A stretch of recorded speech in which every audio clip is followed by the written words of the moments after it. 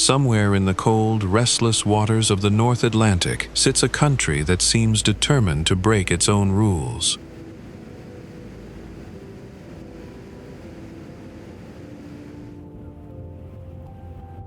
Here, a son doesn't inherit his father's surname, the way most of the world does. Instead, he carries his father's first name, reshaped into a new name of his own.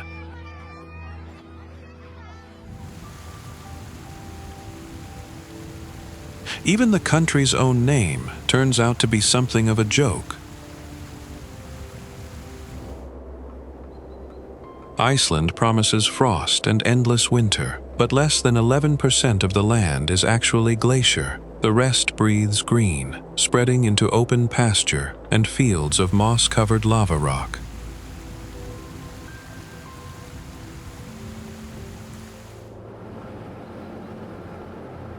And for all its dramatic landscapes, humans only set foot here about 1,150 years ago, making Iceland one of the very last lands on Earth that people ever settled.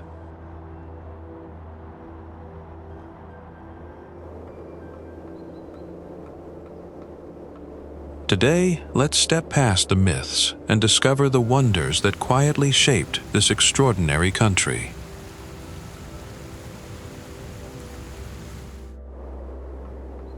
Jökulsárlón sits at the southern edge of Vatnajökull National Park, where Iceland's largest ice cap finally gives way to the sea.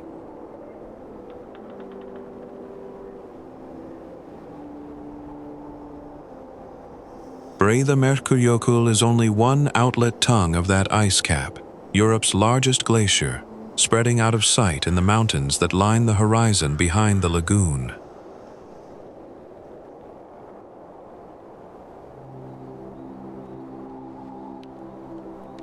100 years ago, none of this existed.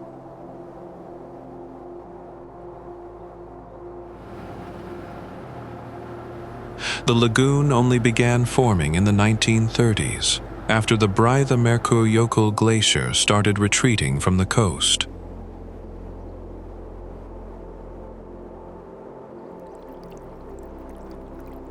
Since the 1970s, it has more than tripled in size, and today it's the deepest lake in Iceland, dropping to nearly 932 feet, where the glacier's edge used to stand.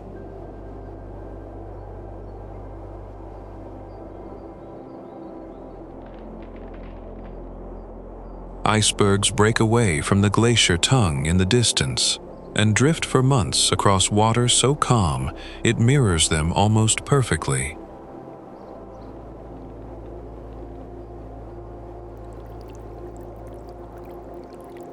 Some glow a deep, saturated blue, ice so old and so compressed that almost no air is left inside it.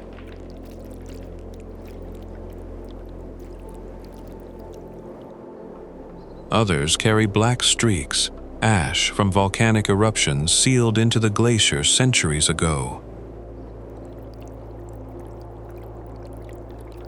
A little of that ice is thought to be over 1,000 years old. Eventually, the current pulls it toward a narrow outlet, past a single bridge, and out into the open Atlantic.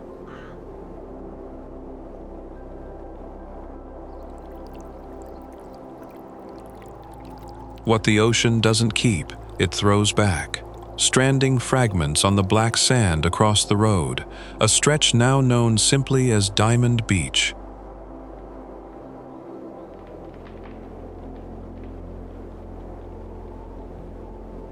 No two visits look the same. The tide rewrites the shoreline overnight.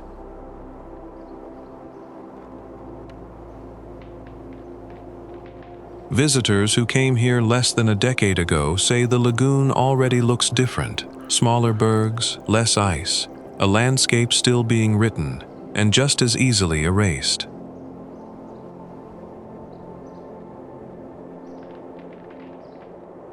Before we head to the next spot, here's a fun question.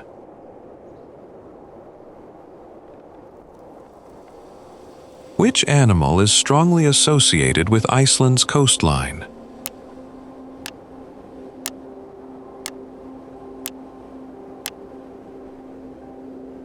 Comment your answer. The sand here isn't gray, it's black. Crushed basalt, born the moment molten lava poured into the cold Atlantic and shattered on contact, over and over, until it became this.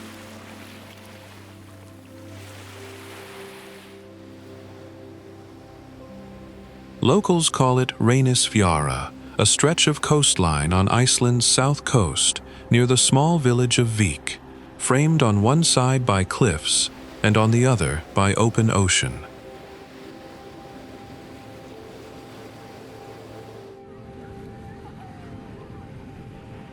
Walk toward those cliffs and the rock stops looking random. Thousands of hexagonal basalt columns rise in tight, ordered rows, stacked like pipes into the mouth of Hálsanefshellir Cave.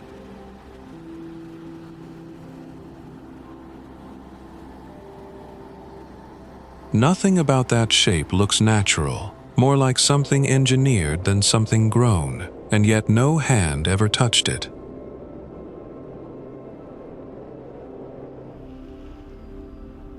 Offshore, 3 dark pillars break the surface of the water, standing apart from the cliffs, the tallest of them reaching 66 meters into the sky.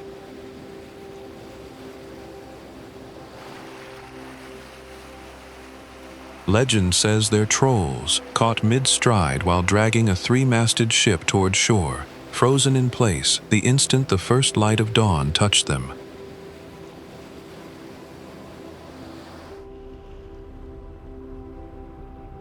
True or not, the stone still holds the shape of that panic, jagged and unfinished, like the moment was never allowed to end.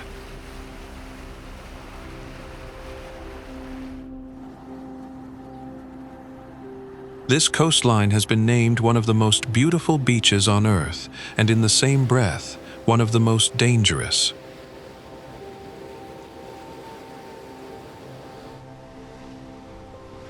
The ocean here doesn't ease in or give warning before it moves.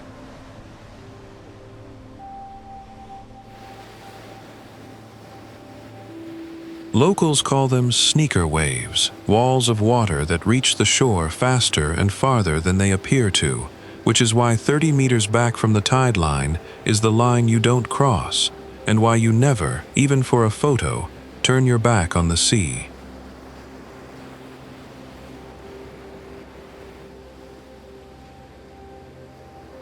Under gray clouds or dusted white with snow, the beach barely shifts its mood, the same restless water working the same black shore.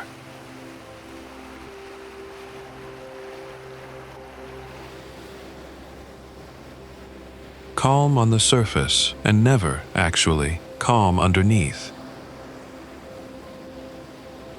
Don't forget to subscribe for more amazing destinations and unforgettable journeys.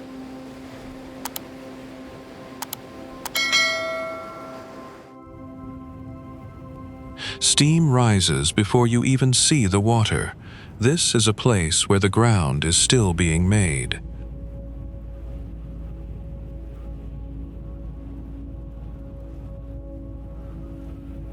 In the Hákarlur Valley, Strókur breathes every 6 to 10 minutes, throwing a column of boiling water 15 to 20 meters into the sky before it vanishes like nothing happened.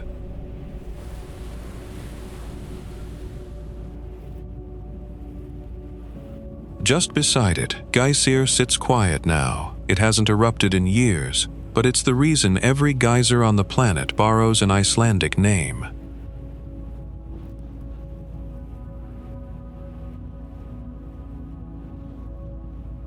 The ground here shifts color with the minerals underneath, rust and ochre bleeding into moss and pale mineral crust.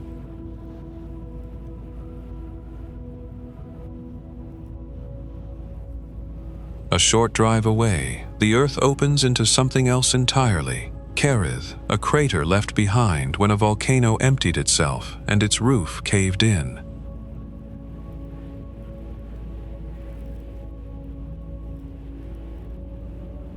It's only 170 meters across, but the walls drop 55 meters to a lake whose depth shifts with the groundwater beneath it.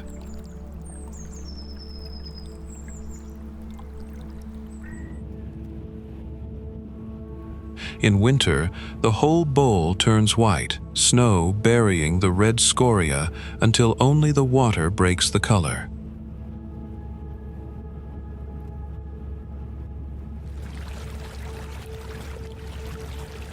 Then there's the Hvita River, wide, unhurried, until it turns sharply west and drops away.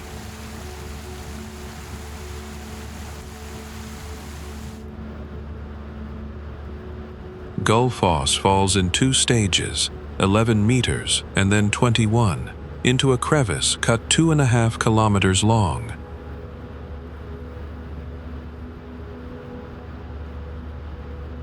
Up to 141 cubic meters crash through it every second in summer. Less than half that once winter tightens its grip.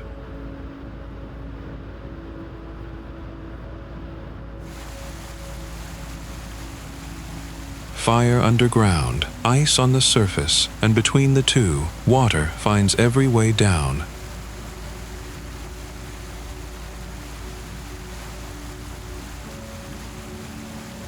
Sun catches the spray, and a rainbow just appears, uninvited, over a canyon that hasn't finished being carved.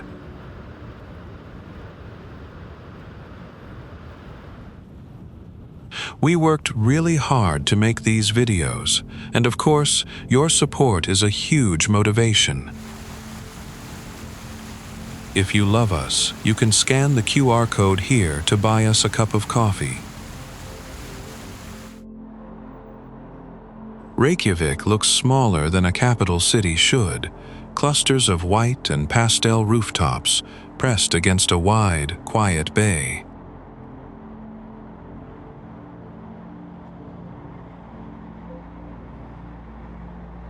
This is the world's northernmost national capital, home to roughly 249,000 people, about 2/3 of Iceland's population.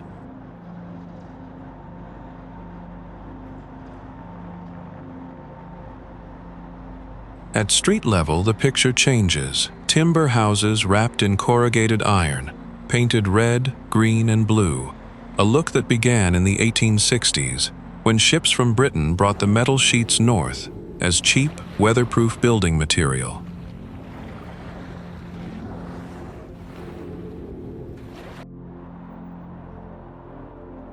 Rising above it all is Hallgrímskirkja, its 74.5-meter tower shaped like basalt columns, the tallest church in Iceland and the closest thing this low-rise capital has to a skyscraper.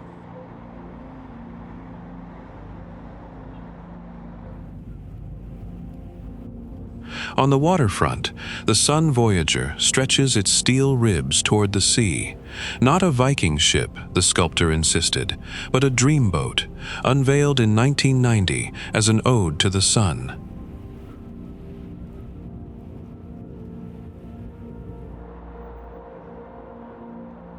Just offshore, Faxaflói Bay opens up calm and gray blue, the mountains of the Reykjanes Peninsula standing on the horizon.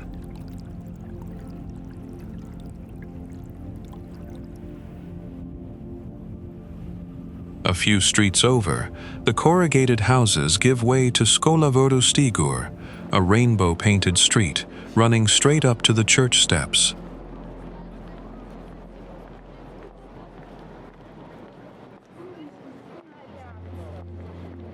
Reykjavík used to be a small, quiet city built on fishing.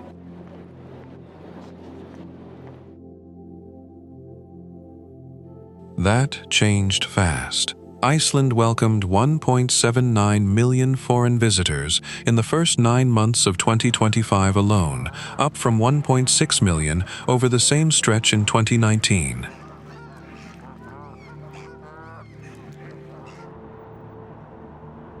The growth is serious enough that the government is preparing to raise the tourist tax, citing pressure on roads, housing, and services.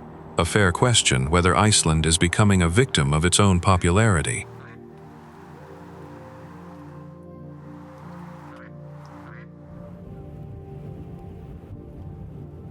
It isn't cheap either. Iceland was ranked the most expensive country for American tourists in 2025, with average daily costs topping $400.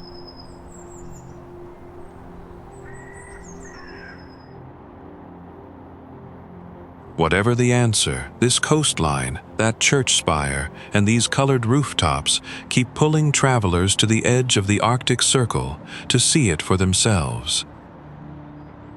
I'm curious, what time is it where you're watching from? And which country are you joining me from today? Ice this size doesn't sit on a landscape. It becomes the landscape.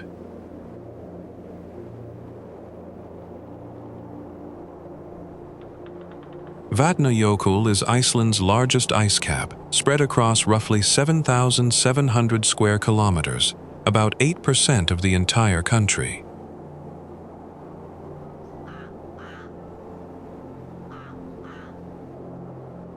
At its thickest, the ice runs nearly a kilometer deep, 950 meters of compressed snow built up over thousands of years.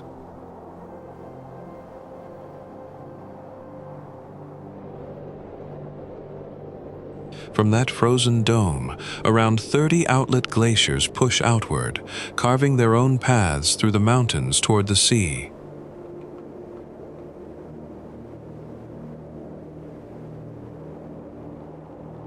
Some end where black volcanic sand meets gray water, the ice edge crumbling straight into a lagoon.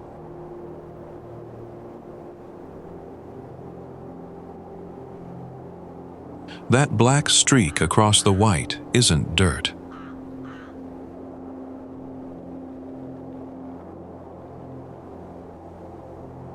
It's ash, settled here after eruptions from Grímsvötn, the volcano hiding beneath the surface.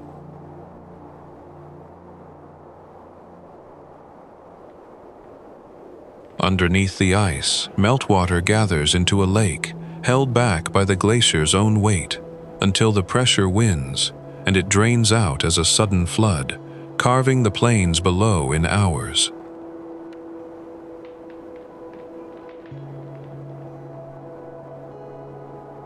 Up here, the weather can turn in minutes. Clear ice one moment, swallowed by fog the next, and it stays that way for most of the year.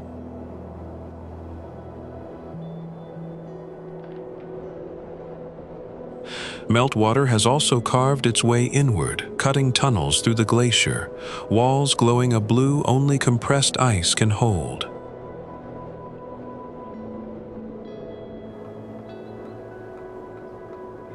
Every crevasse on the surface is old ice cracking under its own weight, moving whether anyone's watching or not.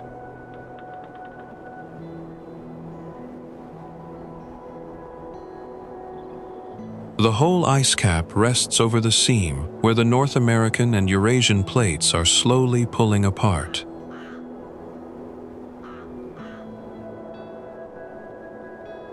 In 2019, Vatnajökull and the land around it were named a UNESCO World Heritage Site.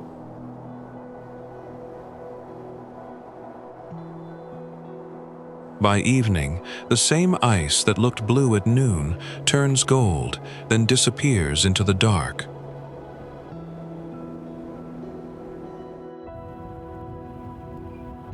On Iceland's west coast, a narrow strip of land reaches 90 kilometers into the Atlantic, packing glaciers, lava fields, and fishing villages into a stretch often called Iceland in miniature.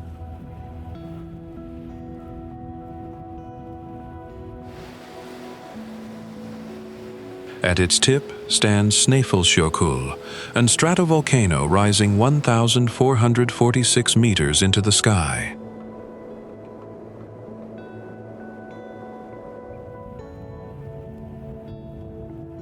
But it's another peak, smaller and sharper, that most visitors come here to find.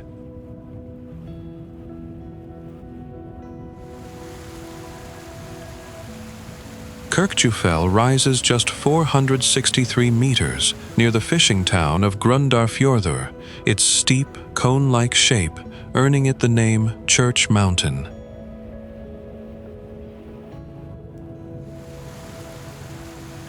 It's technically a nunatak, a rock that once poked through the Ice Age glaciers around it, not a volcano at all.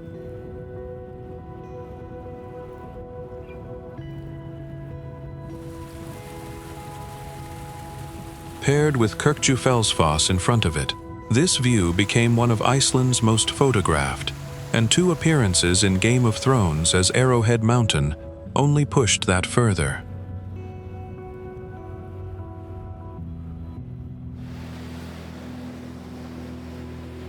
A landscape formed with no audience now bends around everyone chasing the same frame.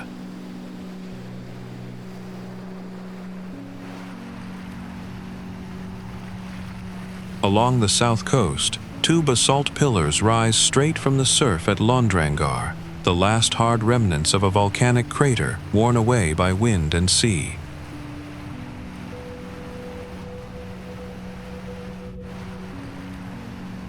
The taller reaches 75 meters, the shorter 61, first climbed in 1735, but no one is allowed up there now. The ledges belong to nesting seabirds.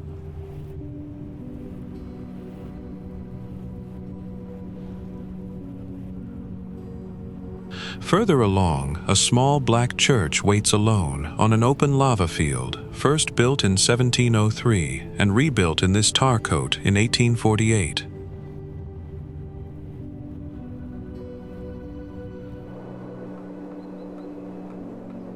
Snow changes everything here. Ridges that look green in summer turn into a single sheet of white by winter.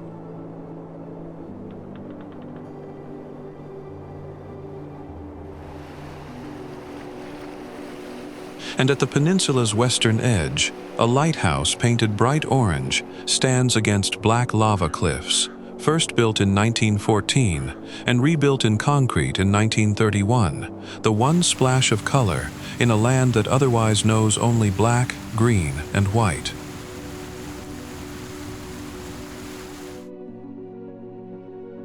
Nothing here lives permanently, no roads that don't wash out, no lights, no towns.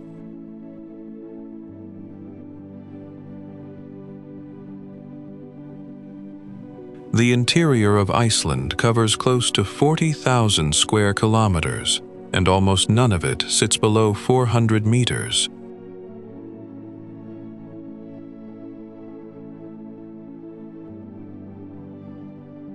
From above, the mountains don't look like rock so much as spilled paint, red, ochre, green, streaked with old snow.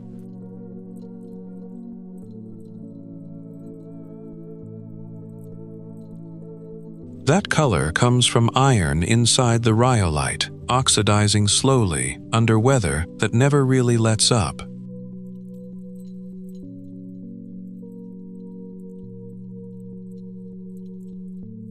A thin path cuts along the ridgelines here and there, part of a 55-kilometer trail that crosses this whole reserve on foot, from the colored mountains down to the coast.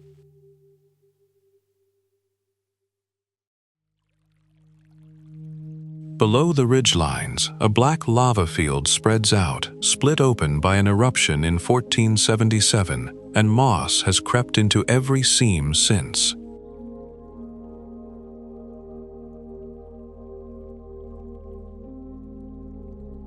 Hikers still cross it on foot to reach the hot spring on the other side.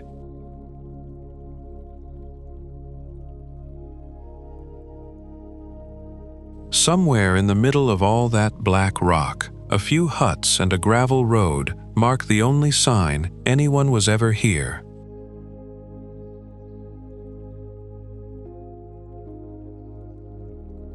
This whole reserve, Fjaðrárgljúfur, has been protected since 1979. Bedrock 8 to 10 million years old, still standing under all of it.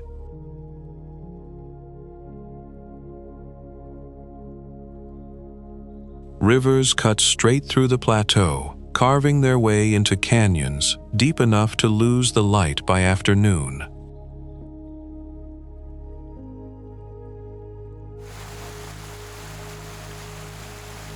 Where the land finally breaks, the water goes with it.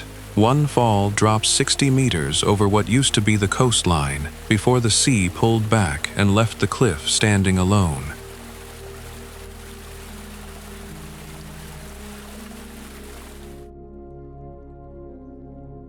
Further in, craters sit half-filled with meltwater, red rock wringing water that shouldn't be this still.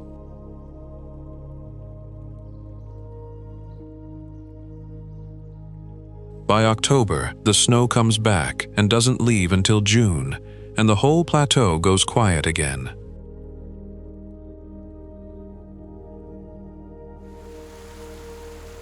Seljalandsfoss doesn't just fall, it drops clean, a single 60-meter curtain off an undercut cliff, straight into a pool below.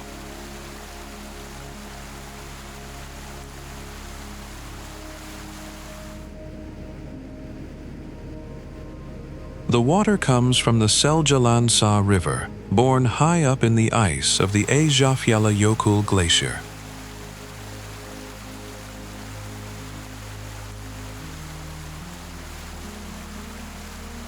This cliff face used to be Iceland's coastline before the ocean pulled back and left the rock standing alone over green lowland.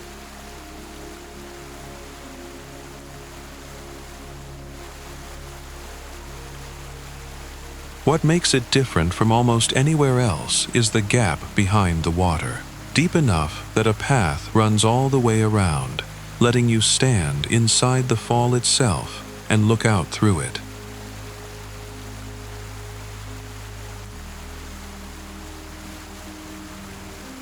That's where the best photos happen. Water in front of you, fields and sky framed through the spray.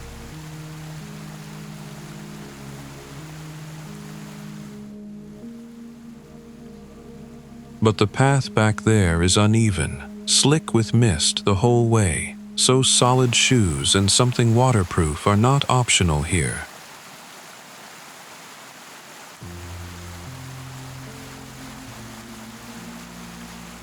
Mist hangs in the air constantly, drifting sideways, catching the light until a rainbow forms and disappears, and forms again.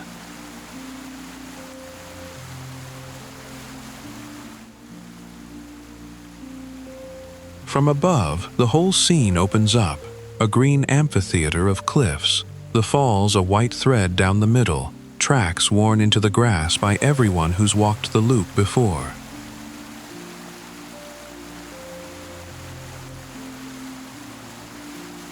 A short distance along the same cliff line, Glufrabúi hides its own waterfall almost entirely inside a narrow canyon, only the top visible from outside.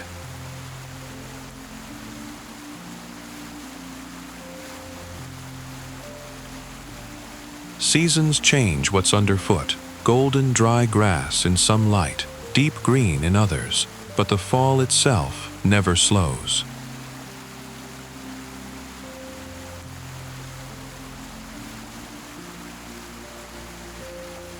Stand close enough and the sound replaces thought entirely, just water on rock, over and over.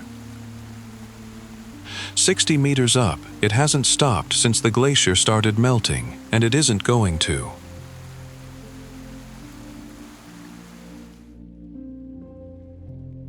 Fjaðrárgljúfur doesn't look carved.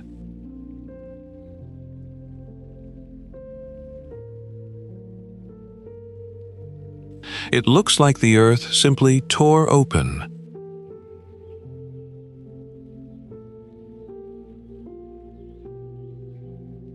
The canyon cuts nearly 2 kilometers through southern Iceland, its walls dropping up to 100 meters straight down to the Fjaðrá River below.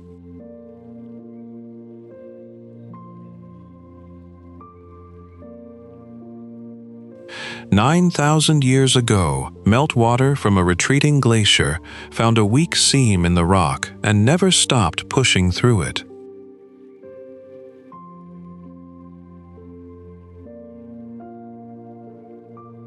The bedrock itself is palagonite, volcanic rock cooled fast under ancient ice. some of it nearly 2 million years old, far older than the canyon it now shapes.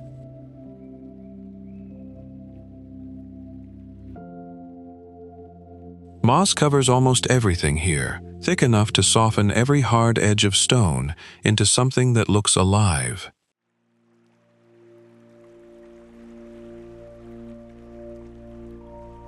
In summer, it glows an impossible green.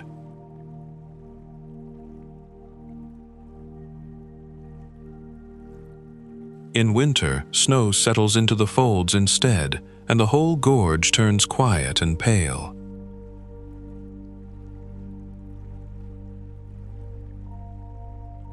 The name means Feather River Canyon, fitting for a river that moves through solid rock as if it weighs nothing at all.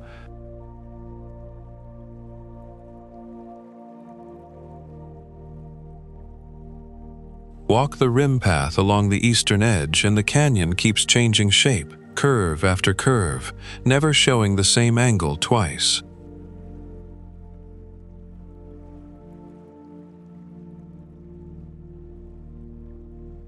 At the far end, the Moga River drops into the gorge as Skógafoss, joining the Fjaðra in one last fall before the walls open up again.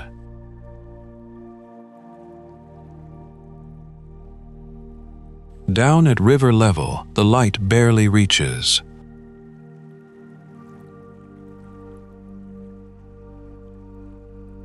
The basalt closes in overhead, and the sound of water fills the space instead.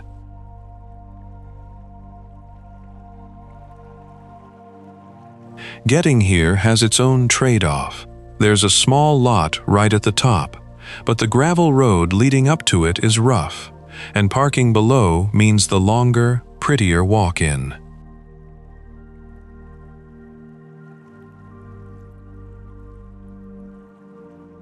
"2 million years of rock, 9,000 years of water."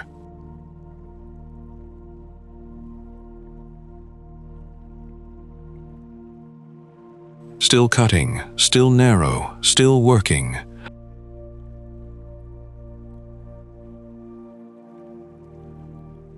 If you visited this place before, comment 1. If you haven't, comment 2.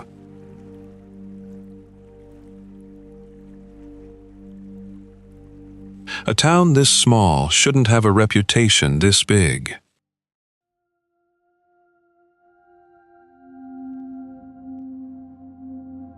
Húsavík is home to barely 2,300 people, tucked against Skjálfandi Bay in northeast Iceland, with mountains rising steep and green right behind the rooftops.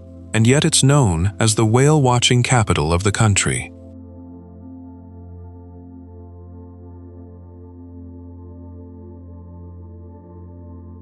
The water explains why.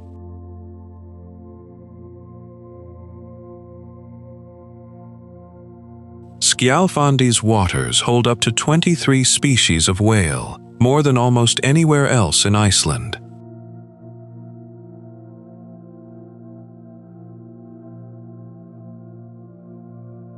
Humpbacks and minke whales pass through regularly, sometimes joined, if you're lucky, by a blue whale in June or July.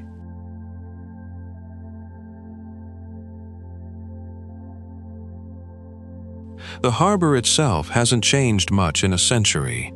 Wooden buildings from the early 1900s still line the water's edge, their reflections sitting still on calm days.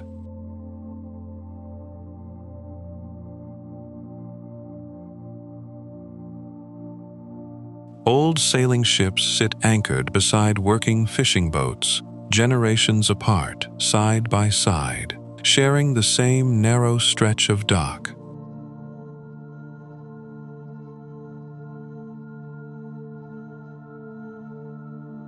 A green-roofed church built in 1907 watches over all of it from the hillside, its spire visible from almost anywhere in town.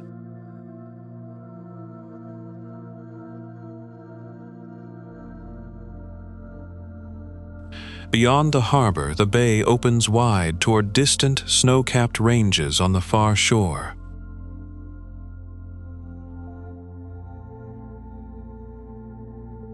Winter turns the same harbor white and still, boats frozen in place against the snow, the whole town wrapped in quiet.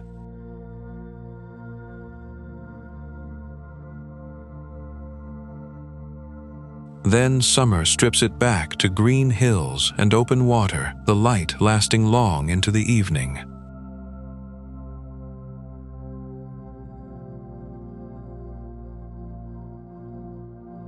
Long before any of this, a Norse voyager named Garðar Svavarsson spent a winter here around 870 AD, making it one of the oldest settlements in Iceland.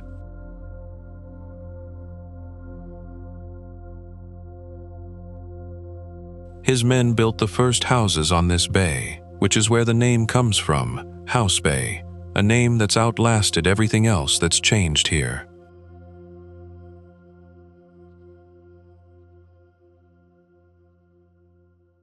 This information was compiled from multiple sources.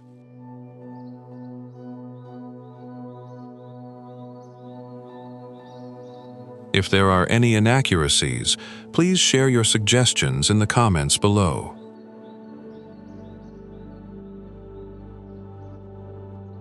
This water was never meant to exist.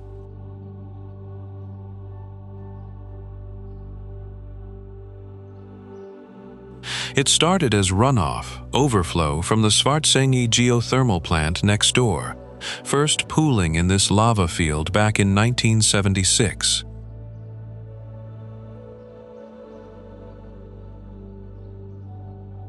Nobody built it on purpose. The land just held on to it.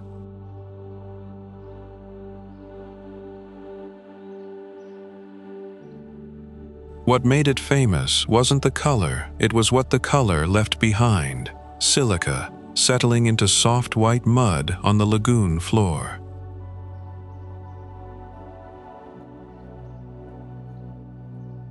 That mud is the reason people started coming here in the first place.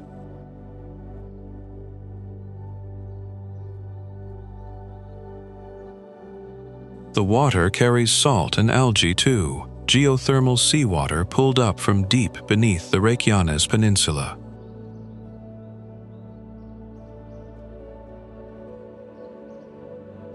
Averaging 37 to 39 degrees Celsius, it stays warm no matter what the sky above is doing.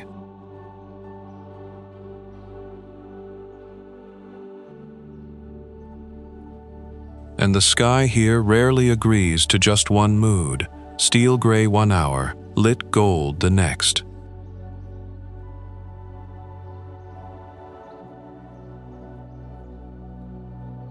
Black lava rock frames almost every edge of it, jagged and cooled, holding the blue in place.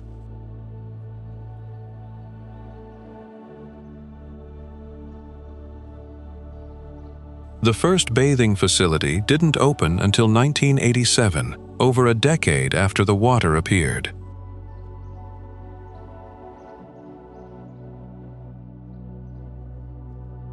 Since then, it's grown into one of Iceland's most visited places, drawing people from every direction of the compass.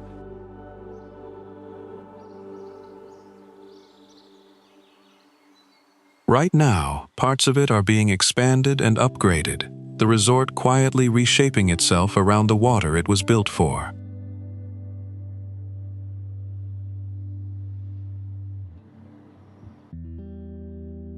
Some recent visitors say the work is hard to miss, equipment and unfinished sections sitting close enough to the water that they can pull your attention away from the soak itself.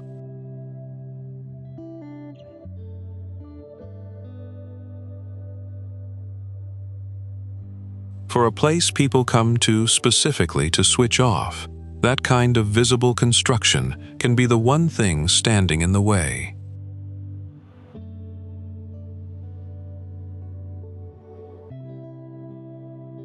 The lagoon keeps steaming regardless, patient, indifferent to the construction, exactly as it's always been.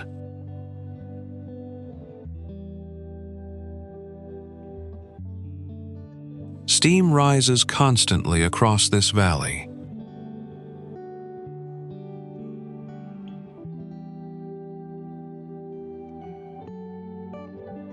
Namafjall sits just east of Lake Mývatn, part of the Krafla volcanic system that shaped this whole stretch of North Iceland.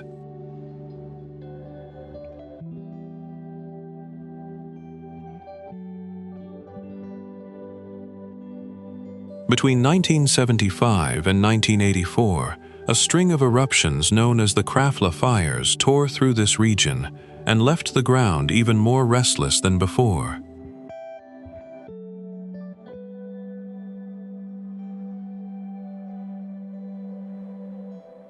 The soil here isn't really soil. It's a crust of clay and sulfur, stained orange, yellow, and gray.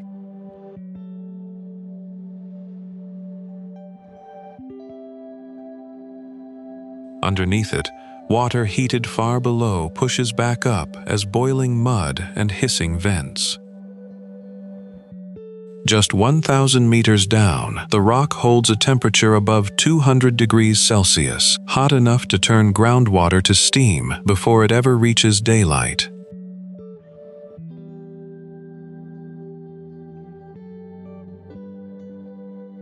The smell gets you before the view does, sulfur, sharp and constant, like rotten eggs carried on the wind.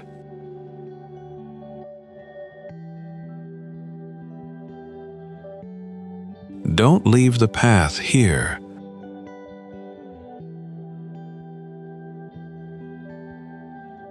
Those pools are hot enough to burn on contact, and the ground around them isn't as solid as it looks.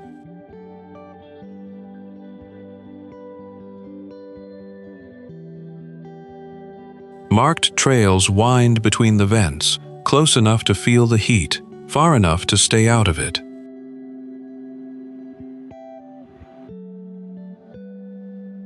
From above, the mineral deposits streak the hillsides like paint left to dry, rust red bleeding into white, into pale blue.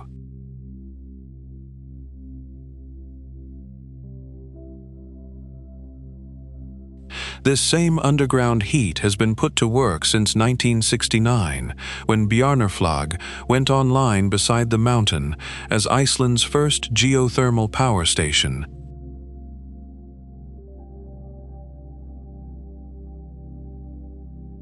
It's still considered the first of its kind anywhere in the world.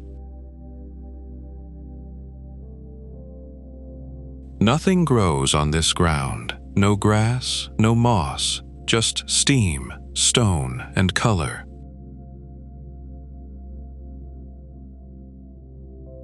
Whatever is happening down there hasn't slowed in decades, and it isn't planning to. Seen from the air, the cliffs bend into an almost perfect horseshoe, wrapping three sides of the forest below and leaving only one end open to the flat plain beyond.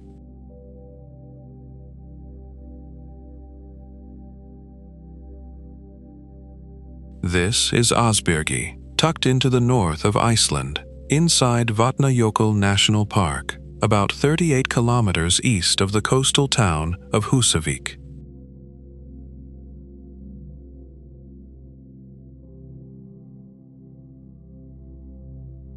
The rim stretches roughly 3.5 kilometers around, its basalt cliffs rising up to 100 meters straight out of the forest floor below.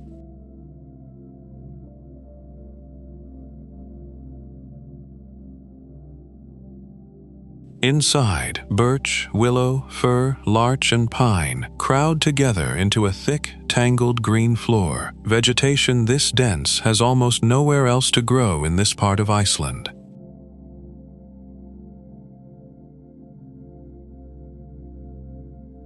Outside the walls, fog rolls low and steady across an open, empty plateau.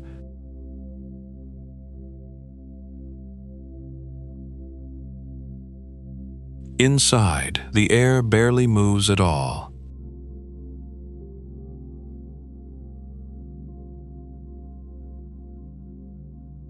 A narrow road threads through the trees toward the base of the cliff, the only line of order cutting through the green.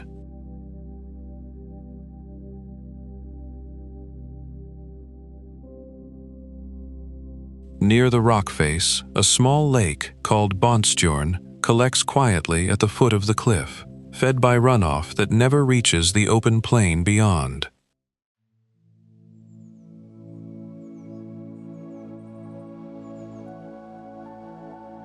Icelandic legend says the canyon was stamped into the earth in a single strike by Sleipnir, Odin's eight-legged horse, one hoof, pressed down hard enough to leave this behind.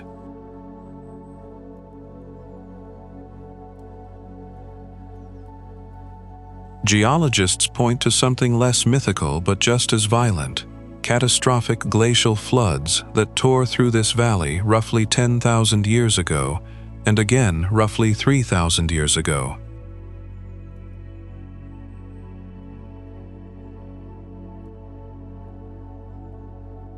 The river responsible for it all, Jökulsárlón, has since shifted its course about 2 kilometers further to the east.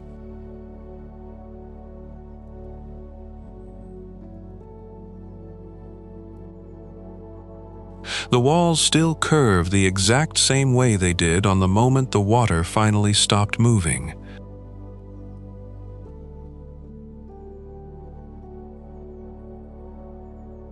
Iceland saves its softest light for the north.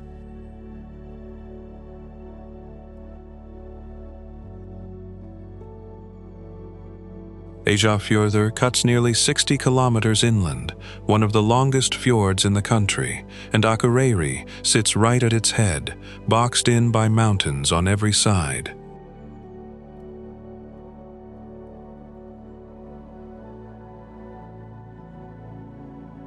From the air, the town looks almost too orderly for a place this far from anything. Streets in neat rows, rooftops in red and white, water on one side, rock on the other.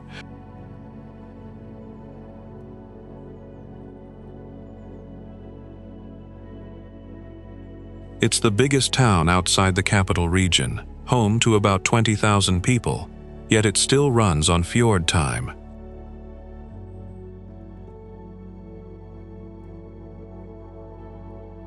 Two spires rise above the rooftops before anything else does.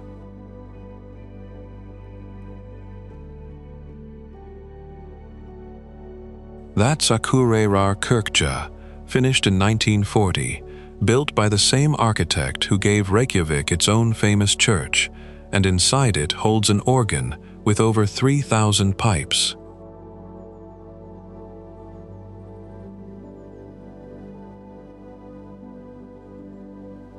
Ships still find their way to this harbor the way they always have, only now some of them are cruise liners, docking where fishing boats once worked.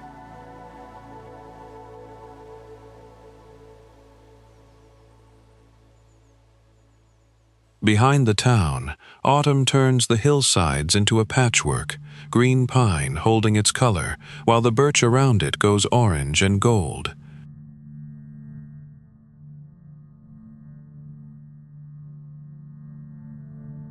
Rivers braid loose through the valley floor, splitting the farmland into slow-moving ribbons of blue.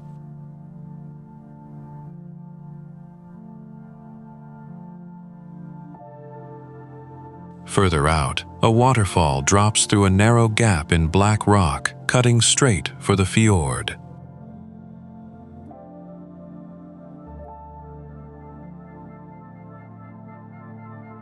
Everything here eventually finds its way to that water.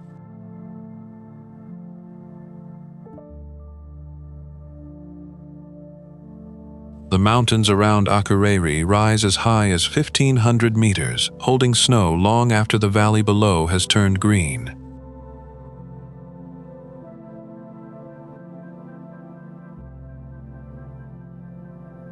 It's a small town with a very large landscape standing guard around it.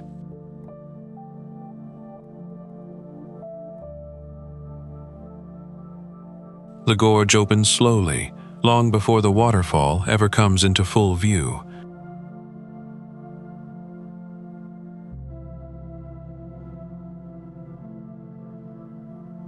Above it, the land flattens into open highland, grass and rock stretching out before it suddenly gives way to the drop.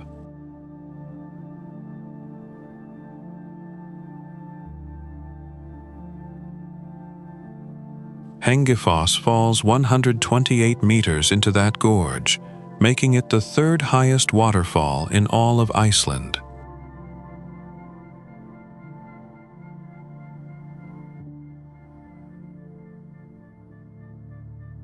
What sets it apart isn't just the height, it's the wall behind it, striped in black basalt and bands of deep red clay.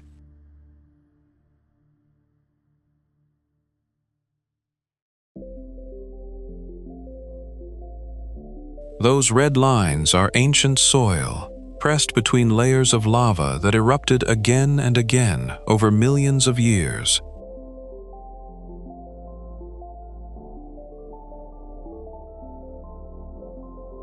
Buried inside them are fossilized conifer trunks and lignite, quiet proof that this cold, treeless valley was once warm enough to grow forest.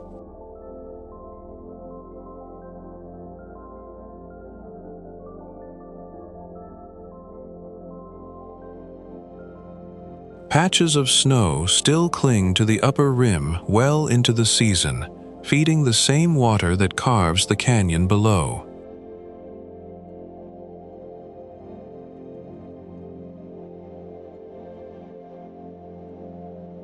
Downstream, the river passes Langsfoss, framed by tall columns of basalt standing like organ pipes.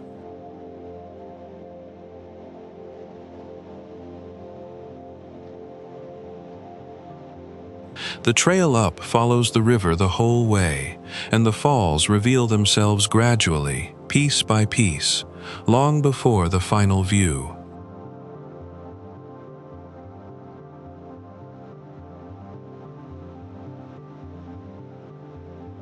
Even at the top, the whole drop never quite fits into one frame. Hengifoss keeps something of itself hidden.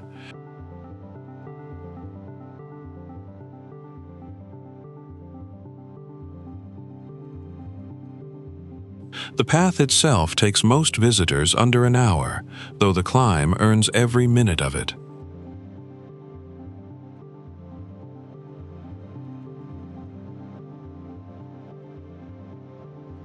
Below, the gorge narrows into loose stone, the river breaking white over rocks worn smooth by centuries of runoff.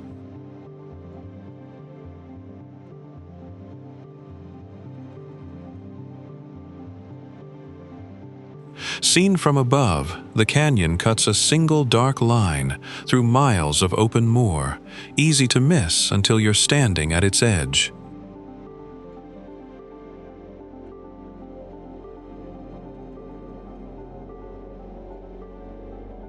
Hengifoss doesn't announce itself all at once.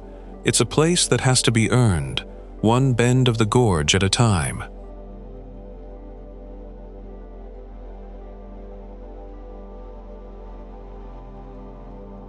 Landmannalaugar looks less like Iceland and more like a paint spill across the highlands.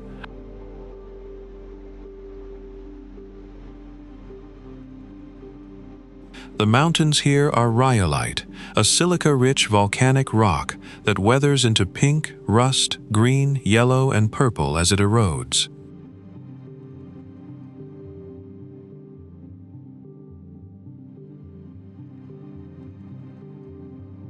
Iron stains the slopes red, sulfur turns them yellow, copper adds the green, and silica leaves the pale streaks running between.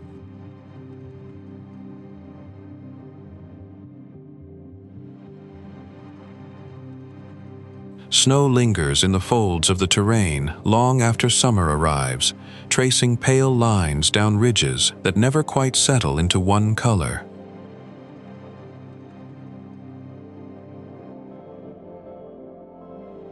Clouds drift low over the peaks some mornings, swallowing whole ridgelines before the light breaks through again.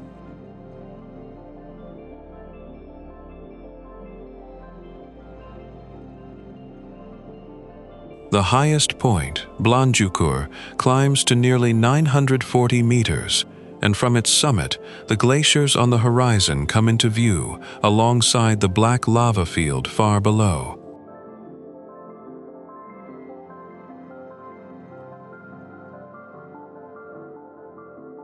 Just below it, Brennisteinsalda rises 855 meters, its slopes streaked yellow with sulfur.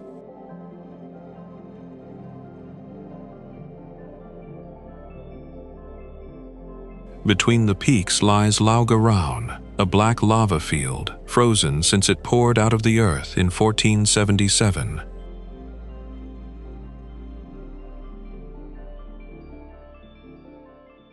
Fire cooled here, but the land never smoothed over.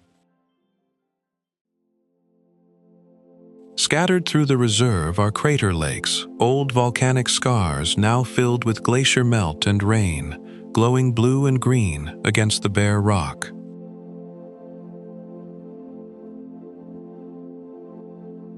Moss creeps over the dark stone in patches, softening the edges where ash once fell fresh. Further out, the valleys open into wide plains, where rivers braid loosely across the flats before fading into the haze.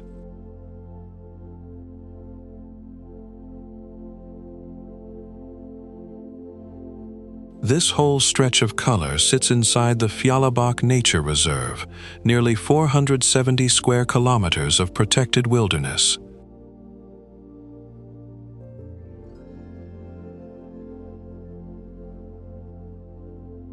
From here, the Laugavegur Trail begins its long run south, but the view alone is reason enough to stop.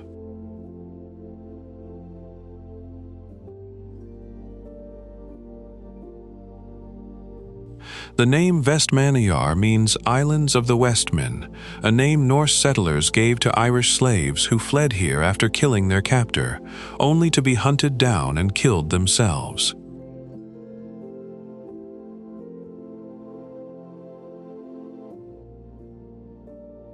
From the air, Vestmannaeyjar looks like green-capped stones scattered across the North Atlantic.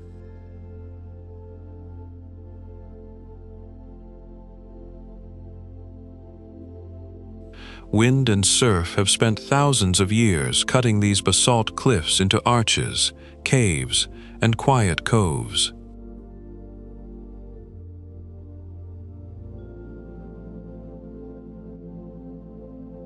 Higher up, the same rock faces are stacked with nests, layer after layer clinging to the stone.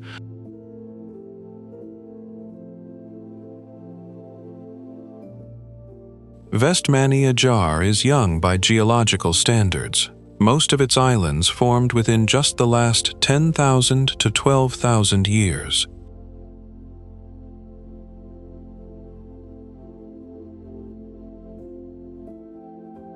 Below, red and black cinder cones rise straight out of green fields, leftovers of eruptions that never fully stopped.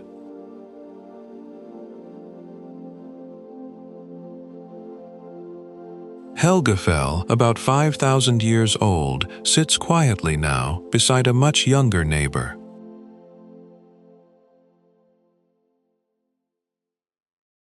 That neighbor is Eldfell, born in a single night in January 1973, when lava swallowed part of the town below it.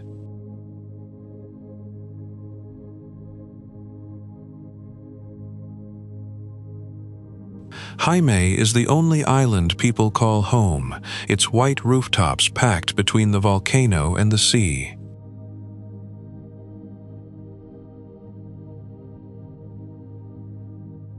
Wide stretches of grassy headland run right up to the black rock shoreline, dotted with small ponds carved into the lava.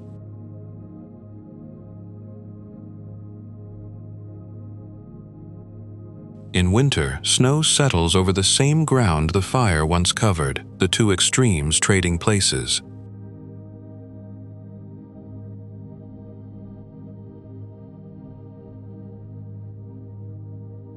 Out past the harbor, the smaller islands fade into the horizon at dusk.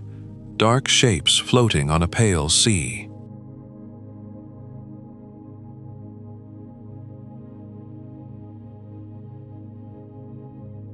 Around 80 craters mark this stretch of ocean, and only a handful of them ever broke the surface to become islands at all.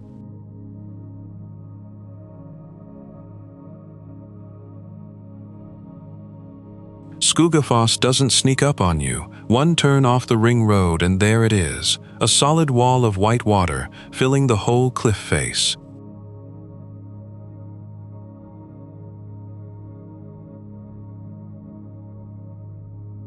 It falls 60 meters off what used to be Iceland's coastline, back when the sea reached this far inland.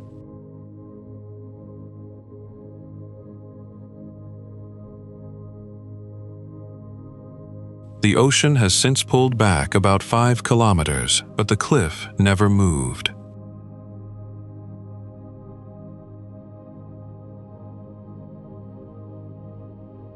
What's left is a straight 25-meter-wide curtain, more rectangle than ribbon, pouring into a wide gray pool.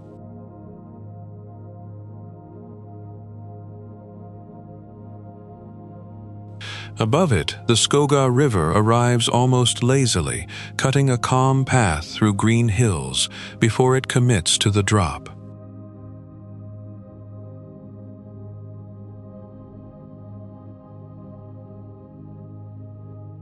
Get close enough, and the spray turns into its own weather. On a clear day, it throws a rainbow, sometimes two, across the mist.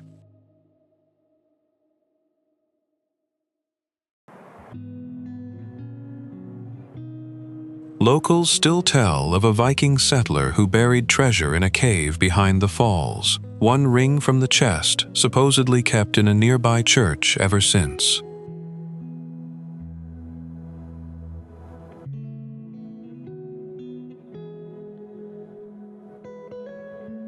Legend or not, people keep climbing for a look.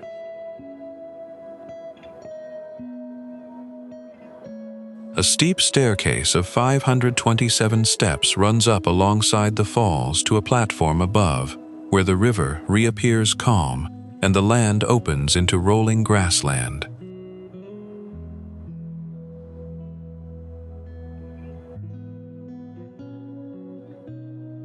From up there, the trail keeps going. This is where the Fimmvörðuhál's route toward more waterfalls begins.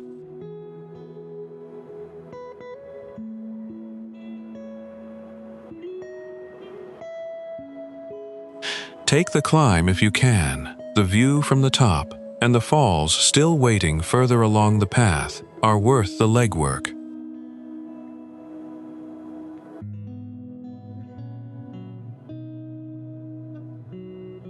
Just don't expect to stay dry if you get close to the bottom.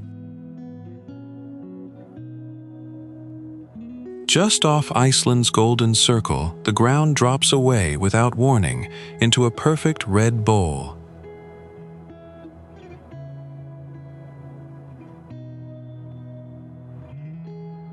Kerið stretches nearly 270 meters long and 170 meters wide, an oval hollow whose walls rise 55 meters above the water below.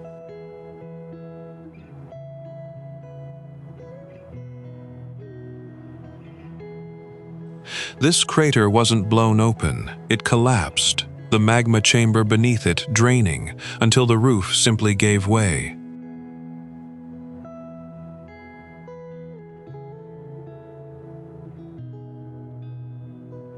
That's why the slopes glow red instead of the usual volcanic black, iron in the rock still rusting after thousands of years.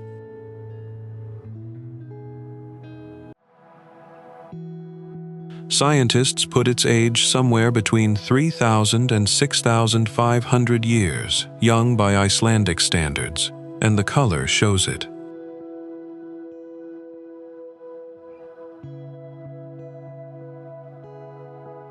At the bottom, the water sits an almost impossible aquamarine, lit by minerals dissolved straight from the volcanic soil.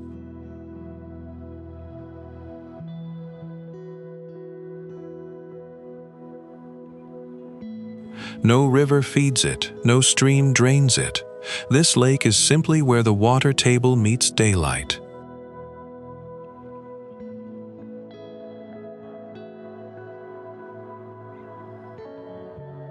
Its depth breathes with the seasons, 7 meters 1 month, 14 the next.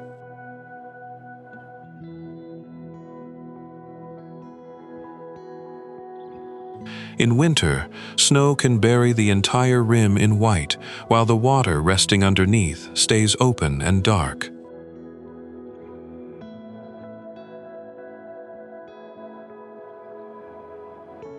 Some call it the eye of the world, and from above, the shape makes the name obvious.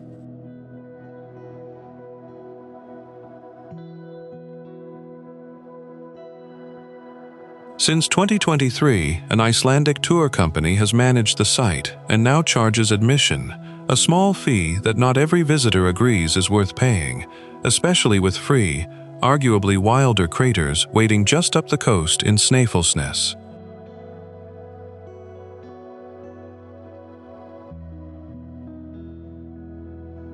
Worth it or not, Kerið stays one of the youngest scars on this island, ringed by quiet forest, still red, still rusting, still filling and draining on its own schedule.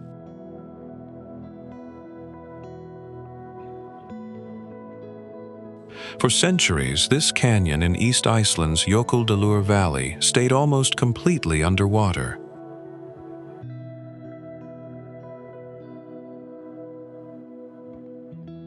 Before a nearby dam changed everything, the Jökulsá River running through it was one of Iceland's most dangerous rivers.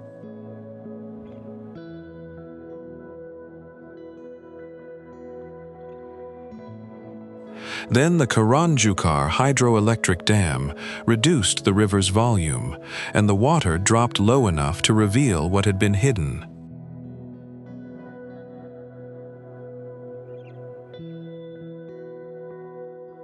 A local guide first spotted the columns in 2016.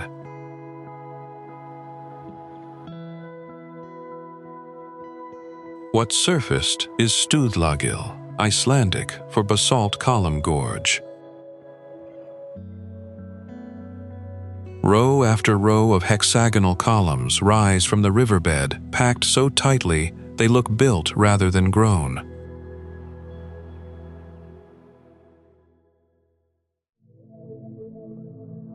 Each one formed the same way, thick lava cooling slowly, shrinking, cracking into six-sided shapes as it hardened.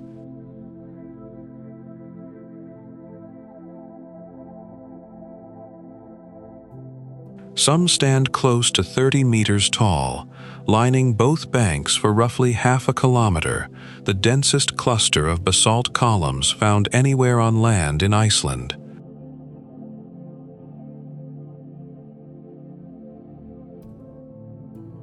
Streaks of rust and ochre run through the dark rock in places, iron bleeding through the surface between the gray stone.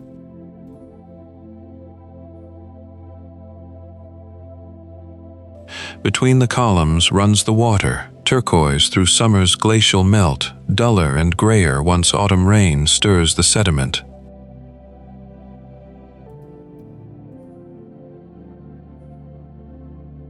Not every visitor leaves in awe.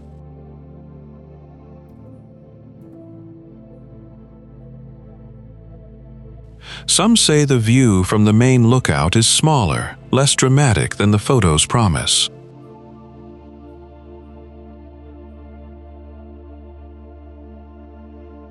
From the riverbank, though, the columns close in, sharper and taller than any single photo can hold.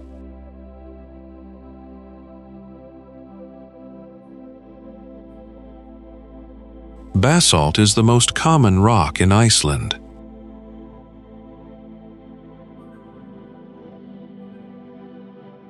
Stacked wall after wall above a glacial river, this is anything but ordinary. Iceland is often called the land of fire and ice, where volcanoes and glaciers sit side by side.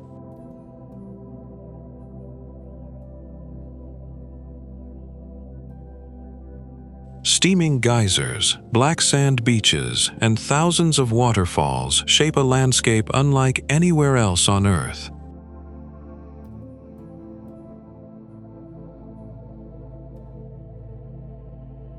On clear winter nights, the sky itself performs, lit by the shifting glow of the northern lights.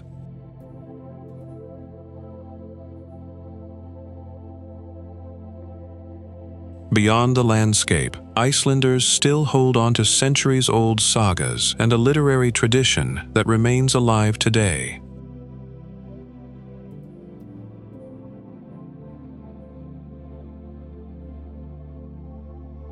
Nature and culture here don't just coexist together, they define what it means to be Icelandic.